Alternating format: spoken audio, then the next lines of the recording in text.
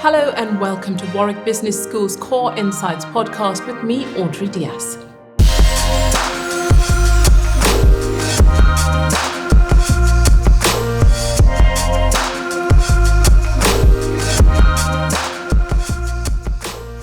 Today's subject is building back greener post-COVID. My guests are Michael Bradshaw, Professor of Global Energy at Warwick Business School, and Joan MacNaughton, Chair of the Climate Group, whose goal is a world of net zero carbon emissions by 2050. She's previously worked on global energy and the climate policy in government and the private sector. Good afternoon to you both, but I suppose that emphasises some of the challenges we're about to discuss. So my first question that I'd like to put to you both is whether you think the world will take a new green path after the pandemic. Thank you very much, Audrey, and it's great to be participating in something for Warwick Business School, which is just world leading in the way it's put energy at the core of how it helps its students to develop for their professional lives. As to whether we're going to have a new green path to recovery, I was a civil servant once, so I guess I'd say it depends. And I think what it depends on is how much priority government give the stimulus packages, how much priority they give the green agenda. At the moment, the analysis suggests that there's far too much money going into what might just maintain the status quo, and that threatens further lock-in of assets that are going to be with us for a long time, particularly on infrastructure, and aren't going to take us down that path. So there's a study done by Imperial College and some others suggesting that just 12% of global COVID stimulus money would actually get us to net zero by 2050. Anyway, that's government. It's not just government. Businesses are moving. They're moving very markedly, most of them, or quite a lot of them, depending on the sector. And they're driven by a number of motives. One is those who see that commercially this is going to be a better thing to do, going to be less risky and produce higher returns. And we've already seen some examples of that. But they're driven also by the need to maintain their license to operate. I mean, there's quite a big switch now in public support for action on climate change compared to just a few years ago. And if companies are going to attract the best and the brightest, the MBA graduates from Warwick Business School, they're not going to do that by continuing to be high polluting companies. And finally, investors are placing much, much more emphasis on what is called the ESG agenda, environmental, social governance agenda. And I sit on the board of a company, and we've had a couple of recent reports from analysts saying there's potential upside in the share price because of the emphasis the company is putting on ESG. So that's just a few fairly high level remarks. I'd be interested to hear what Mike has to say, and maybe we can build on each other's points, or he might take a different view. Okay, thanks for that, Joan. And I think for the sake of having a debate, perhaps I'll start from a different kind of angle, because I think one of the things the pandemic has done is sort of highlighted pre-existing conditions and challenges. So many of the things we're going to talk about, are not a product of the pandemic. They've been either exaggerated by the pandemic, or they've created an opportunity, perhaps, in tragic circumstances. We have an opportunity to do something different.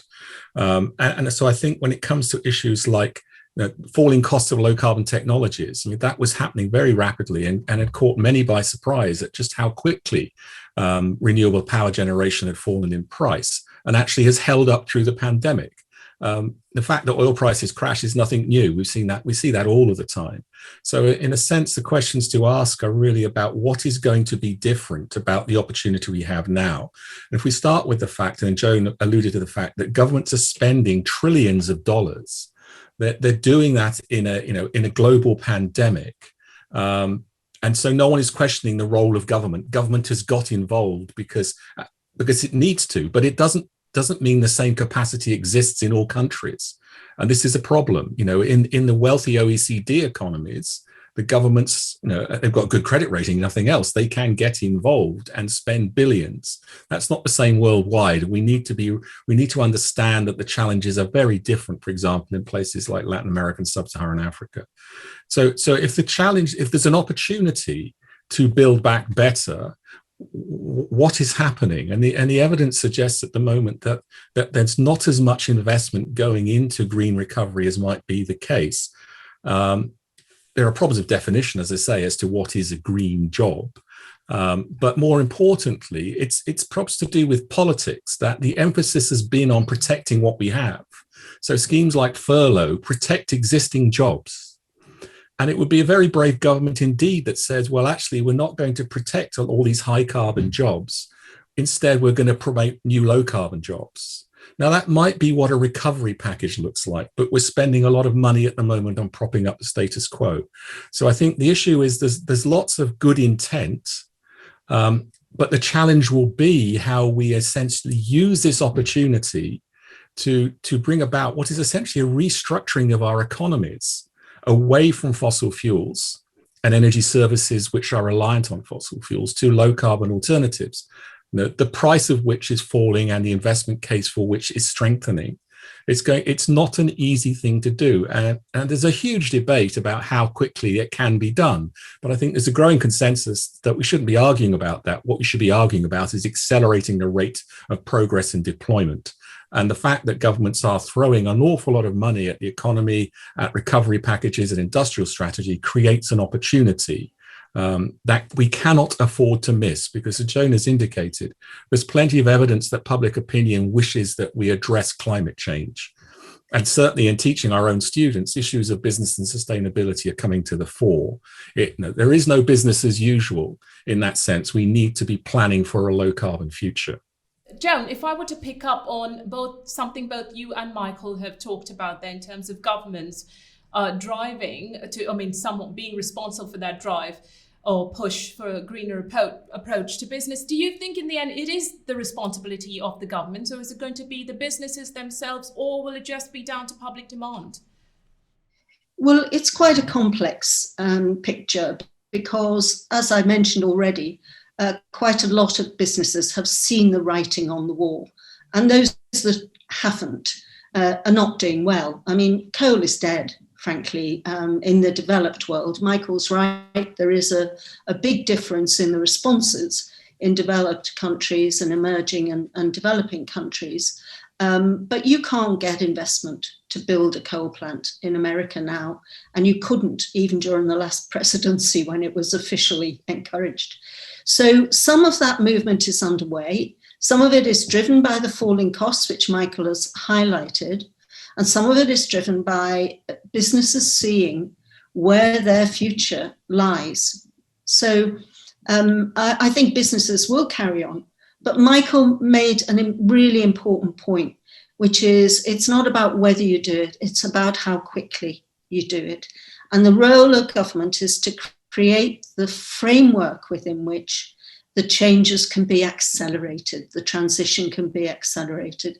And that requires an investment grade policy framework so that, companies don't wait, they don't defer some of these decisions that they're pretty sure they're going to have to take, but they don't want to get too far ahead of government policy, because sometimes, the politicians might not be completely consistent, and then you've not done the right thing for your company and your shareholders and your employees.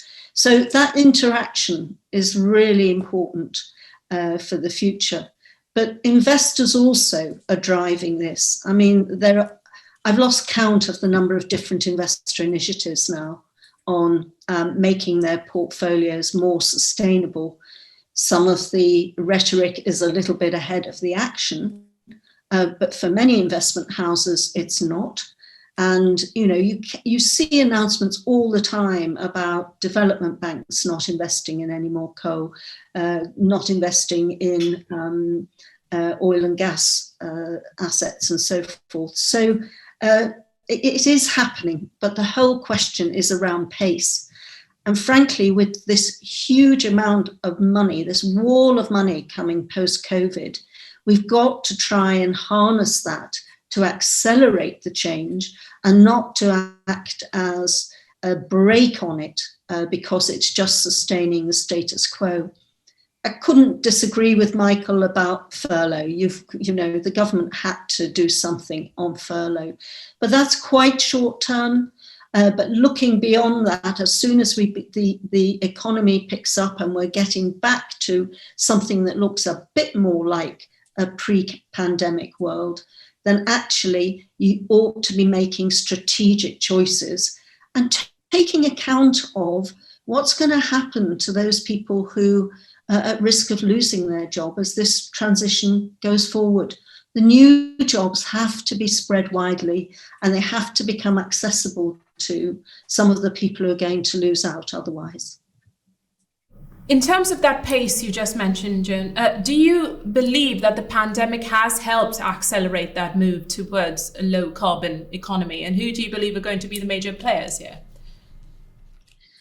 I think the public mood has been impacted. I think it's more solid in favour of climate action than a few years ago, partly because we all see how much of a crisis we augmented by not being properly prepared when we could have been. Partly it's driven by experience of extreme weather events and other disruptions. But, frankly, I can't just pinpoint who's going to be the main driver. I think there are so many actors on this stage and we'll see ebbs and flows of activity. Some countries are setting the pace. I mean, South Korea, after the financial crisis, had quite a, quotes, green recovery package, and it's investing a lot in innovative technologies this time round. So those countries will tend to do better, and I think that'll be a good driver. I do believe in political competition in this space. And companies who do well, who are leading the pace, they actually then drag others along with them, albeit not as quickly as one would like. I mean, one example is Ørsted, the Danish utility, which used to be a big coal-fired utility.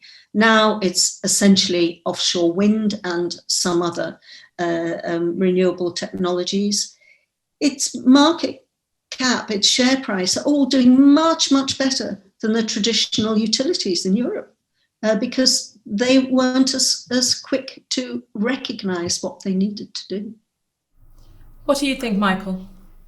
I think on the pace of change, I think it's interesting to watch how quickly the financial system is adjusting, and with it, or perhaps ahead of it, even in some contexts, the central banks. I think, Joan's absolutely right that there's a huge amount of pressure around the whole idea of environmental, social, and governance, ESG. There's a whole industry in ESG ratings, which itself is a bit problematic because it's not particularly coherent and different agencies give the same company different scores. But that aside, I think you see the pressure growing from shareholders. We've had some major events recently where shareholders of fossil fuel companies have overturned the position of the company and enforced change. We've seen legal action again as well. We see major, investment companies with billions of dollars in their portfolios attaching greater conditionality into terms of what they will invest in. The European Central Bank was quite outspoken by saying gas is over. So all of this is actually, shows that the financial system and the investment community are starting to value making money in a low carbon future and getting concerned about those kind of incumbent high carbon assets and what their future might be. So I think that is all moving very quickly. And of course, the investors, they don't have anything invested in preserving the existence of a coal company. They'll simply take their money out, they'll divest, and they'll put it somewhere else. And there's plenty of evidence when you look at the performance of stocks and shares that those clean green tech shares are massively outperforming the higher carbon incumbents, and that is a concern for those companies as well. So and all of that is out without any government involvement, in the sense that the money is going to be one of the key issues. I think Joan is absolutely right that in those economies which are more market driven, having a clear, I hesitate to use the word roadmap, it's used far too often and it's very vague, but having a clear set of plans and targets is particularly important.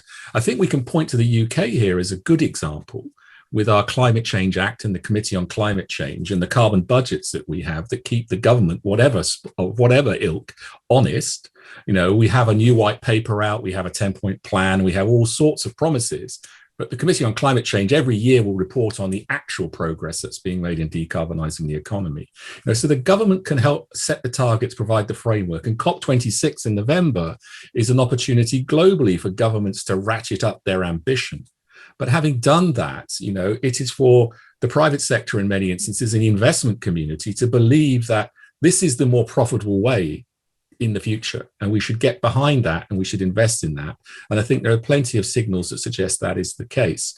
I think government is also important in supporting pilot projects for new technologies. There is a big debate about, do we have the technologies? We have a lot of them, but we don't have them proven at scale. And in many instances, we don't have a proven business model, because one of the problems is that carbon dioxide itself, the culprit, has no value. And you're paying someone to store it underground, for example. How do you do that? So I think there are lots of situations where we have good plans, good ideas, technologies. It's about accelerating pilots and deployment and getting behind that.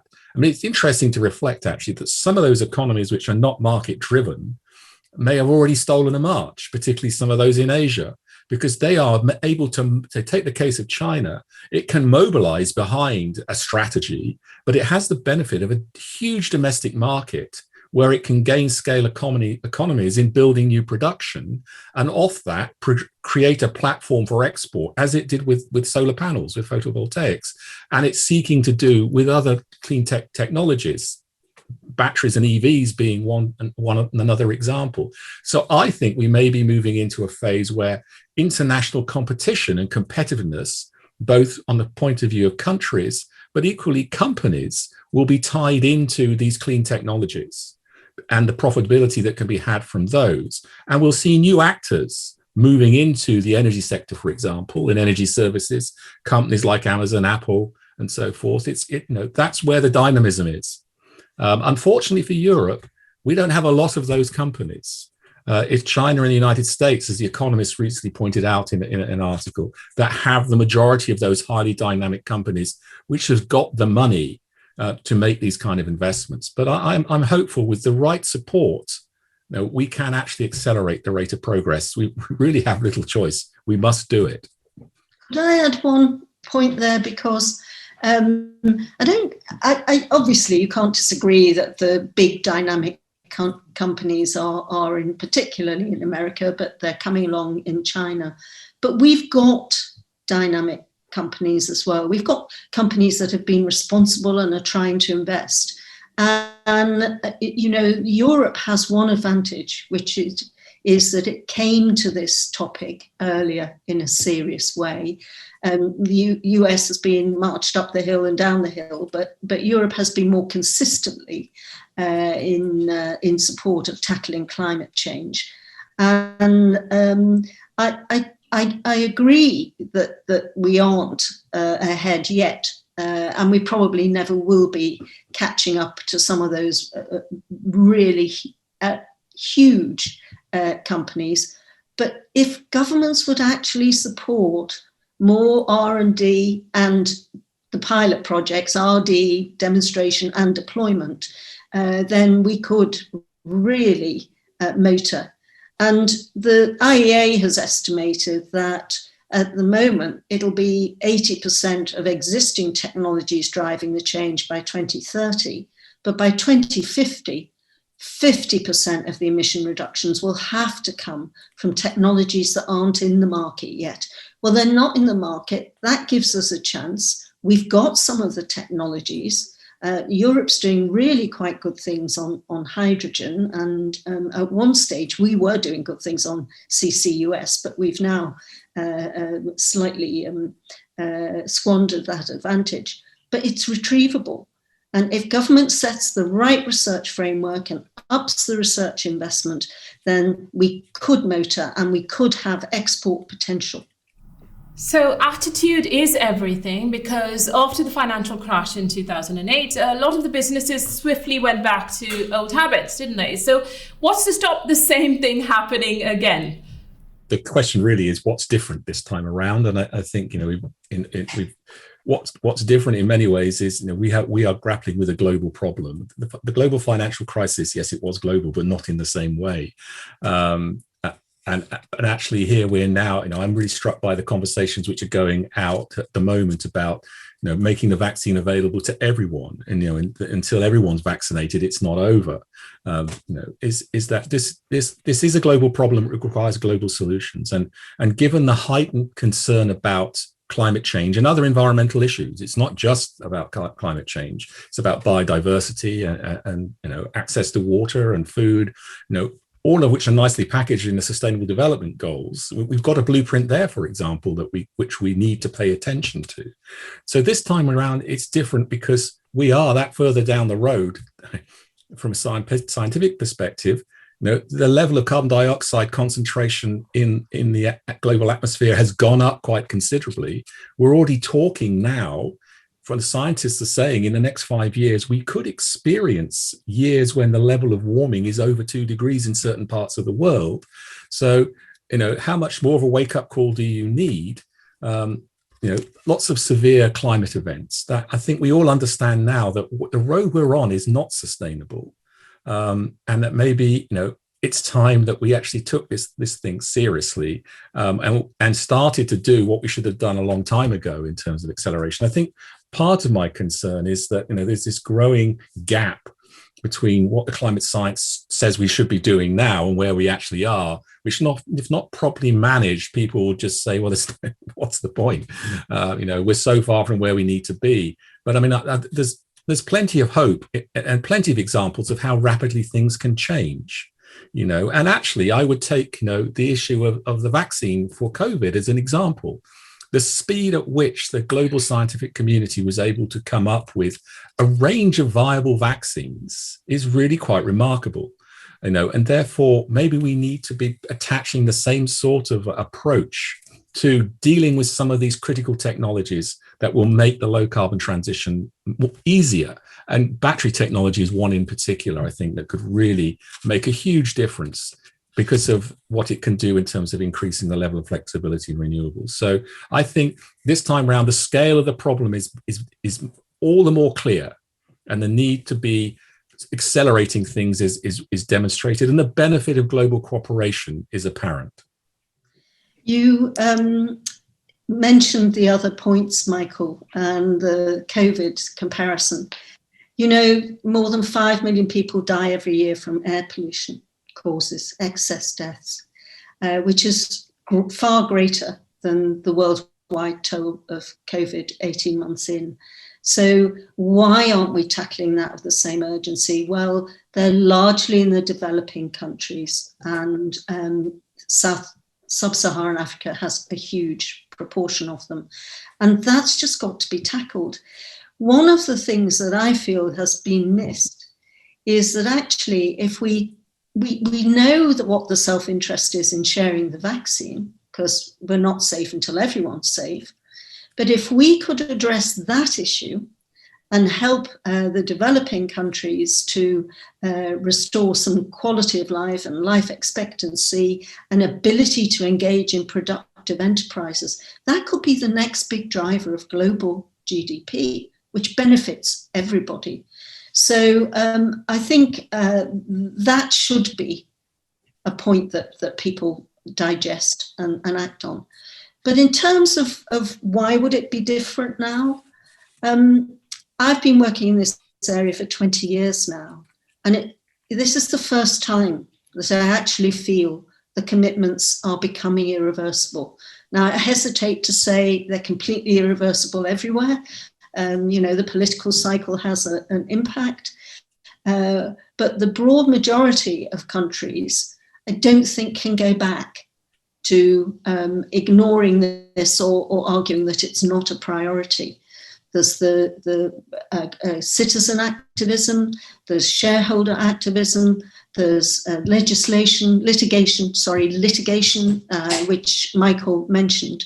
And people who ignore the issue will face those challenges, not just businesses, but governments. I mean, governments have been losing cases for not tackling the problem. So you do come back to the gap and the pace. I think as we do more, people get more confident, frankly, about this. So I think the pace is accelerating. Let's just hope that it accelerates more quickly than the gap is growing. That's the key thing, the gap between what needs to be delivered and what we are delivering. If we can just get onto the right accelerating curve, then I think we've got a chance. But this is a crucial decade. We've got to halve emissions from the developed world by 2030. And a lot of countries and regions are on track to do that, but not everybody. So we know what the challenge is. We've just all got to keep reminding people that that's what needs to be done. So are we hopeful for the future? And anyone feel free to pick up. Qualified optimism, I think, is where I'd be. I'm optimistic by nature, and I wouldn't be working in this area, spending my time working in it, if I didn't believe it could have some impact. Not what I do particularly, but what the collective effort is doing.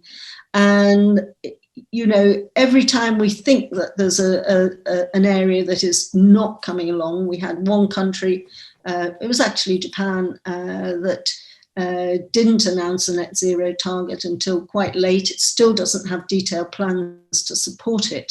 But, they're putting huge amounts of money in to support some of the business programs that the climate group runs. So their incentives for corporates to purchase renewable power are just amazing. And what that's doing is driving the market for developers to put in place renewable power infrastructure at a time when the incumbents in Japan have been really rather slow to do so. So you can get caught up with this is the gap and what the statistics tell you, but then you hear about what's really happening. You hear progress, you hear technical breakthroughs, like this company I work for is trialing a methodology that will give zero carbon aluminium. Now, aluminium used to be called liquid electricity. Well, you can make the electricity renewable, but it also produced huge carbon dioxide emissions through the way in which it's smelted. But we can see light at the end of that tunnel. So yes, I am optimistic.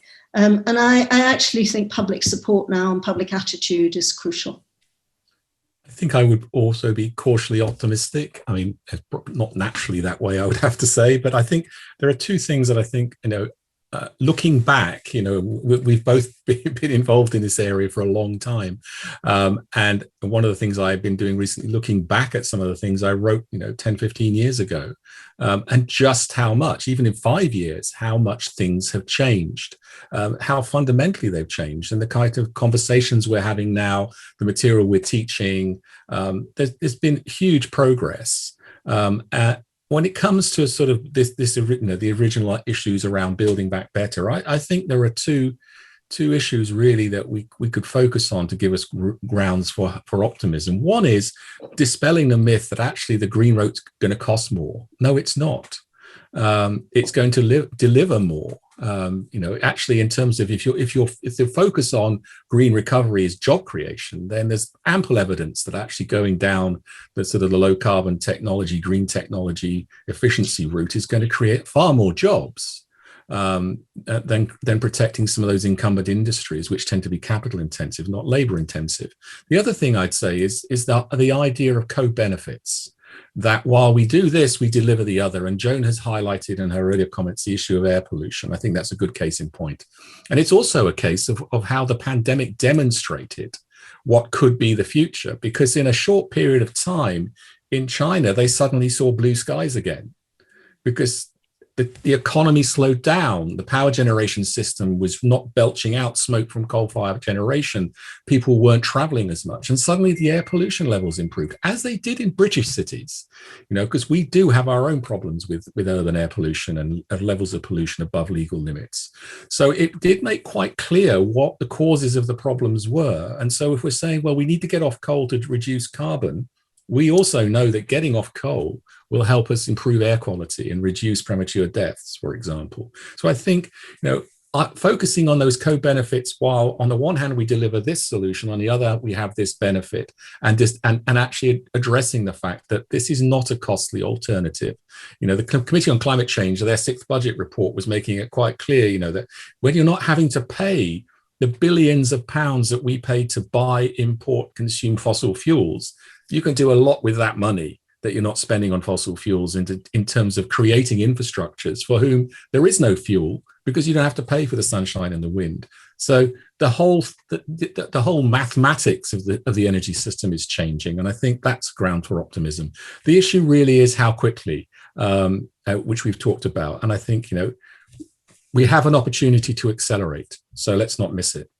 Well, I'd like to finish by asking you both for a couple of recommendations on further reading, of this topic that can help businesses bounce back greener. Joan, if I can start with you.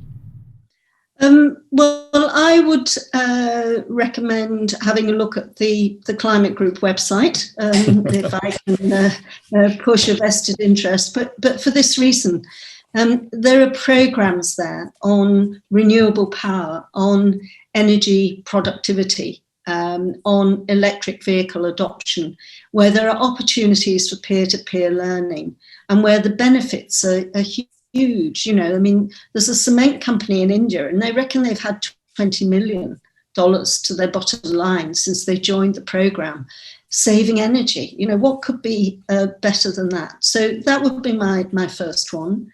The second is, I think one should look at the UN material on the Science-Based Targets Initiative and the UN Global Compact, because that is relevant for any business that really wants to understand what the leaders are doing here and the people who've already signed up there. And if they want to join that leadership group, then that's quite a good place to start. And the IEA is publishing a lot of material at the moment. They've published a net zero pathway document. They published a document on patents. And that shows that actually patents for clean technology are now more numerous, clean technology families, than traditional and fossil fuels. And there's a lot of background material in there, which comes from the research they're doing. And finally, they have an energy technologies report, which is a snapshot on where the technologies are and where they might be going. So they're just some sources that people might want to look at. But I'm sure Michael is more familiar with all of the literature, as he has time to read it. I wish. I don't have time to read anything. I'm too busy writing it. I think one of the problems at the moment when you're asked what would you recommend is it's just an avalanche of information and trying to keep up with it. And actually in the current situation as well, there's the huge amount of free to air webinars and so forth that you can pick up to delve into these issues. I mean, I foolishly actually got involved in a paper on hydrogen, and suddenly realized that there's just a huge amount of information out there about hydrogen, more than you would ever need to know. But I would echo Joan's recommendations in terms of the IEA. Certainly, it's one of the things that we value in the university is actually having access to the OECD library, which gives us the stuff that's behind a paywall. But there's an awful lot that isn't, that's free on their websites in terms of summaries, interactive guides, and so forth. So I would recommend that. There is a sister institution, IRENA, which is particularly focused on renewables. You would get a different perspective from them, but you need to understand where they're coming from in terms of their agenda. But there's a lot of really interesting think tanks out there. One I particularly enjoy reading is the Carbon Tracker Initiative, which is particularly interested in the financial risks associated with the fossil fuel sector and the need to move away, and making the case that it makes financial sense to invest in alternatives. So I think that's a good place to look at. I mean, there's a huge number of academic projects that have their own websites with lots of material. I'm involved in something called the UK Energy Research Centre that does that. And there are other centres depending on what you're interested in. So there's no shortage of material. And it's changing all the time. I think if you are a business reader, you could do worse than just keep an eye on what's coming out in the FT and the Economist, because this is everyday news at the moment. So, I mean, my FT feed is picking up this stuff, and I tell you, every day something is happening of real magnitude somewhere in the world, and it's equally the case in the Economist. And I was actually reading the Economist the other day and thinking, just about every advert I saw in the magazine, one way or another, was from a company promoting its green credentials. And I think that's really interesting. And some of the very largest advertising agencies have decided not to support fossil fuel adverts because they're concerned about greenwash. So no shortage of stuff. But I mean, books take too long to write at the moment to be relevant when they're published almost. Well, plenty to pick from there. Thank you both. That's all we have time for in this episode. Thank you to my guests, cautious optimist Michael Bradshaw and optimist Joan MacNaughton. I'll be back again with another episode of this podcast. For now, though, goodbye and stay safe.